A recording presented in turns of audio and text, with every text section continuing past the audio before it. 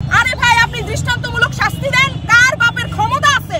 বাঙালি কিন্তু ভিতুর জাতি, ভুলে যাবেন না। যদি দেখে যে একটা লটকাই মারছেন, একটা লটকাই শাস্তি দিচ্ছেন না, কাউর আর বললাম না আমি, তার পুরুষত্ব ভুলে যাবে সে, তার এই আবেগ অনুভূতি জাগবে না ধর্ষণ করার জন্য, নিজের বউর কাছে যাইতে ভয় পাবে।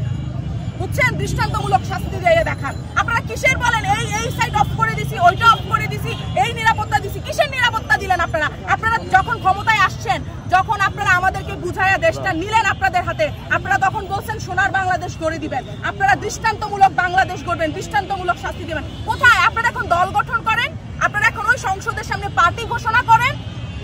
আসিফ নজরুলের সাথে, ভাইয়ার সাথে কি এই কথা ছিল আমাদের?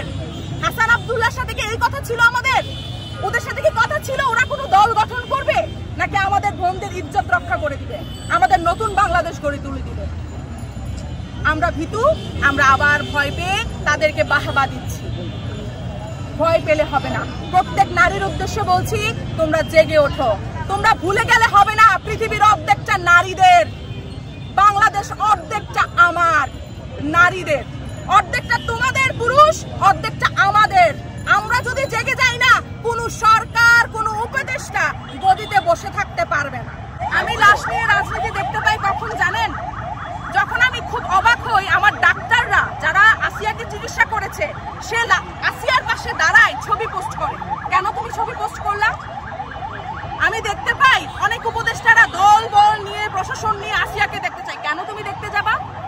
আসিয়ার চিকিৎসা না করে তোমরা আসিয়াকে দেখতে যাও, তোমরা ফটোশুট করতে চাও। আমাদের কি বললেন, হাসান আব্দুল্লাহ যাচ্ছে, আমাদের আর্মিরা যাচ্ছে, অনেকেই ছবি পোস্ট করছে। কেন ভাই ছবি পোস্ট করছো? তোমরা কি নিজেদেরকে বীর পুরুষ মনে করছো?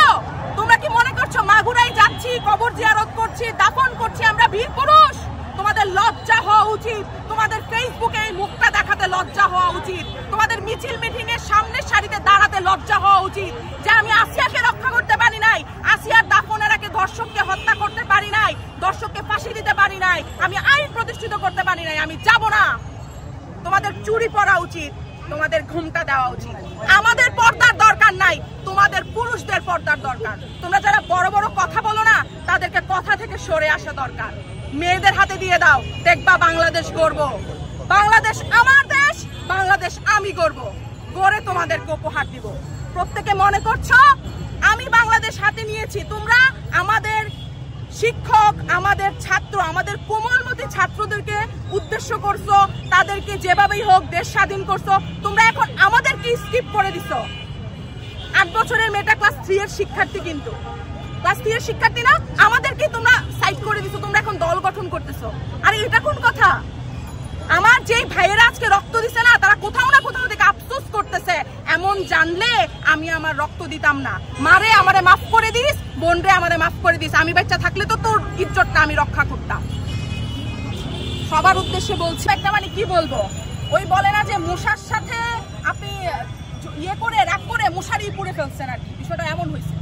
যখন মারা গেল তখন হাসনাত, সার্জিস তারা গেলেন এবং মাগুরাতে সার্জিস যাচ্ছেন।